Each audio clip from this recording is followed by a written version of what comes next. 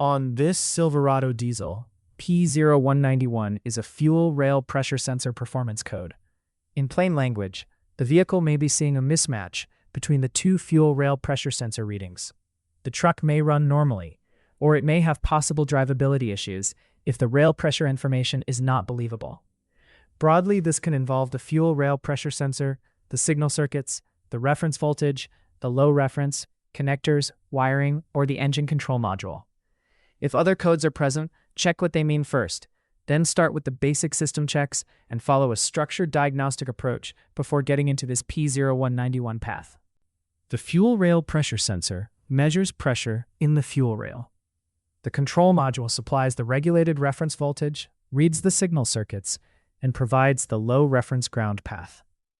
In the scan data definitions, fuel rail pressure sensor 1 has a parameter normal range of 1 to 249 MPa, 145 to 36,114 psi, and fuel rail pressure sensor 2 has the same parameter normal range of 1 to 249 MPa, 145 to 36,114 psi.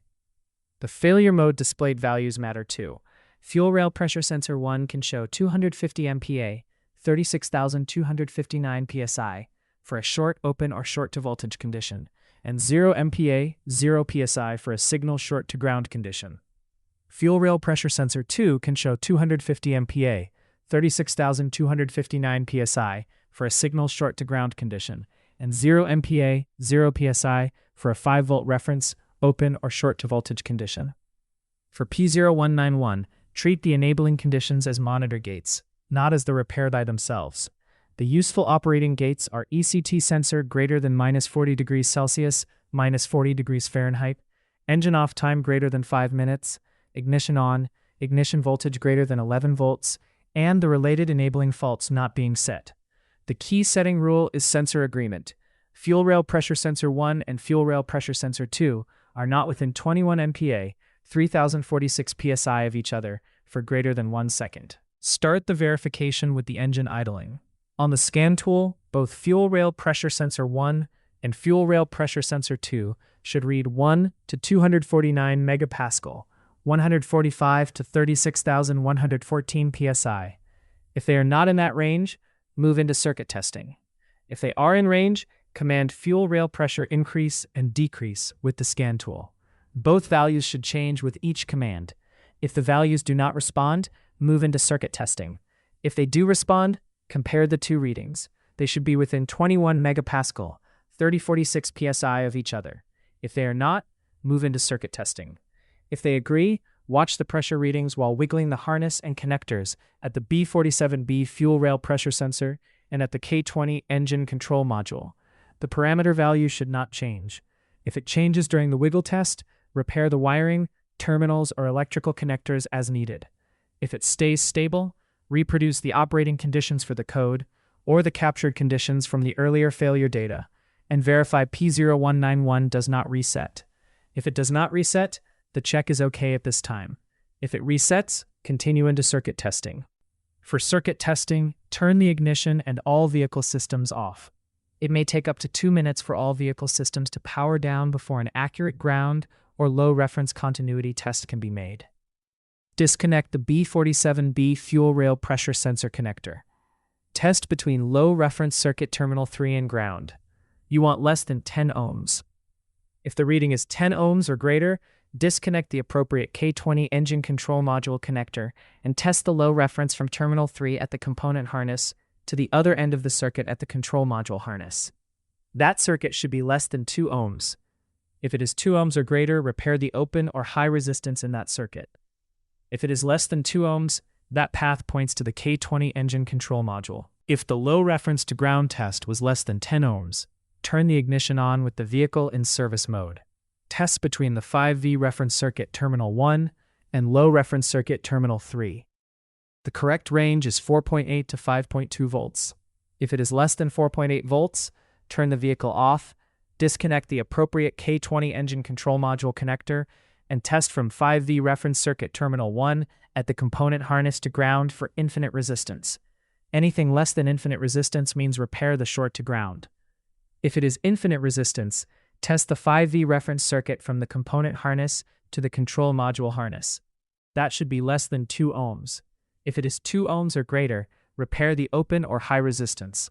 If it is less than 2 ohms, that path points to the K20 engine control module. If the original 5V reference test is greater than 5.2 volts, turn the vehicle off, disconnect the appropriate K20 connector, turn the ignition back on in service mode, and test the 5V reference at the component harness to ground. It should be less than 1 volt. If it is 1 volt or greater, repair the short to voltage. If it is less than 1 volt, that path points to the K20 engine control module. If the 5-volt reference is between 4.8 and 5.2 volts, check the scan data with the sensor connector disconnected. Fuel rail pressure sensor 1 should be greater than 249 MPa, 36,114 psi, and fuel rail pressure sensor 2 should be less than 1 MPa, 145 psi. If those values are not present, turn the vehicle off, disconnect the appropriate K20 engine control module connector, and test both signal circuits at the component harness to ground for infinite resistance. If either signal circuit is less than infinite resistance to ground, repair the short to ground. If the signal circuits show infinite resistance, that path points to the K20 engine control module. If the disconnected scan values are correct, install a 3A fuse jumper wire from signal circuit terminal 4 to ground, and from signal circuit terminal 2 to ground. Now, fuel rail pressure sensor 1 should be less than 1 MPa, 145 psi, and fuel rail pressure sensor 2 should be greater than 249 MPa, 36,114 psi. If those values are not present, turn the vehicle off, remove the jumper wires, disconnect the appropriate K20 connector, turn the ignition on in service mode, and test both signal circuits at the component harness to ground. They should be less than 1V. If either one is 1V or greater, repair the short to voltage. If both are less than 1V, turn the vehicle off and test each signal circuit from the component harness to the control module harness. Each one should be less than 2 ohms. If either one is 2 ohms or greater, repair the open or high resistance. If both are less than 2 ohms, that path points to the K20 engine control module. If the specified values are present after the jumper wire check, test or replace the B47B fuel rail pressure sensor. After the repair is complete, verify the repair and confirm P0191 stays gone. The takeaway is simple. Do not condemn the sensor just because P0191 is stored. Prove the 2 pressure readings, prove the reference voltage, prove the low reference, and prove both signal circuits before calling the sensor or module. For more diagnostic training, visit stepdiagnostics.com.